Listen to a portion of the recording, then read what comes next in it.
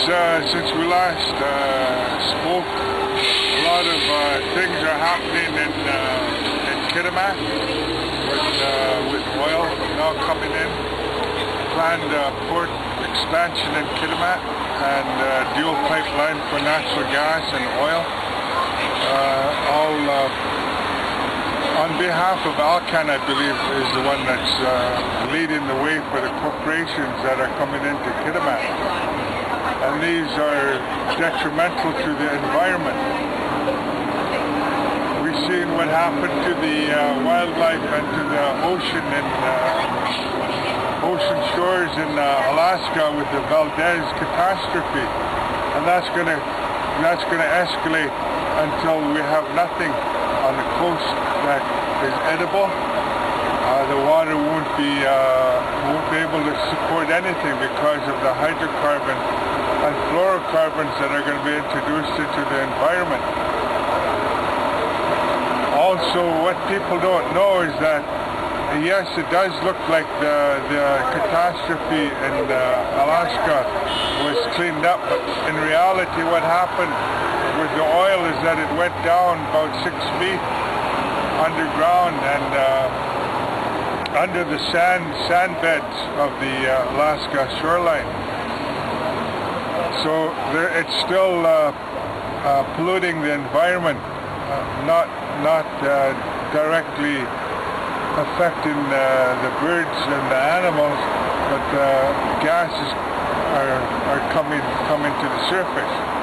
So that's an understanding that I have given to me by people from Alaska, and understanding that this is what happened with the planned sinking of the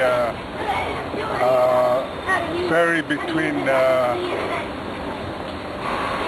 Port Hardy and Prince Rupert, the one that went down in outside of Hartley Bay.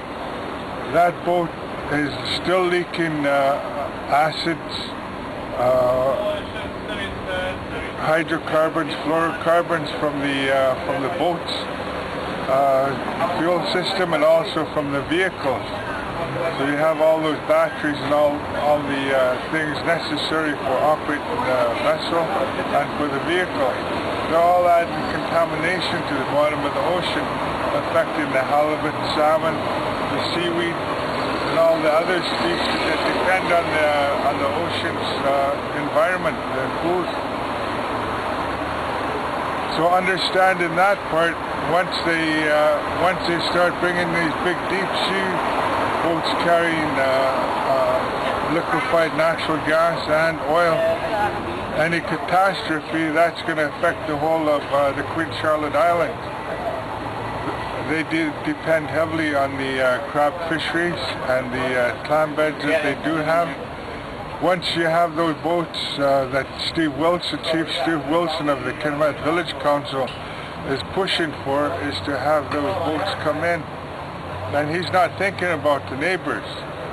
I'm very concerned of that. One catastrophe is going to kill off all the food sources of the people of the Queen Charlotte, the Haida Gwaii, and the water's eventually going to become contaminated. They're not going to have any fresh water source from what happened. So Steve's not taking any of that into consideration. He's only thinking about the pennies and nickels that are given to him by Alcan, because he's in bed with them.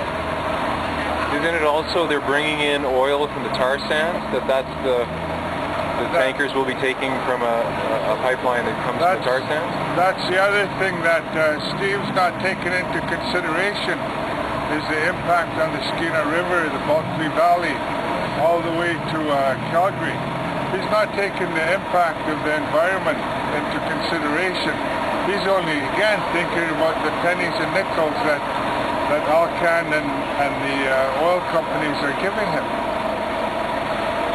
bribing him to push through, irregardless of what happens to the environment and to the people.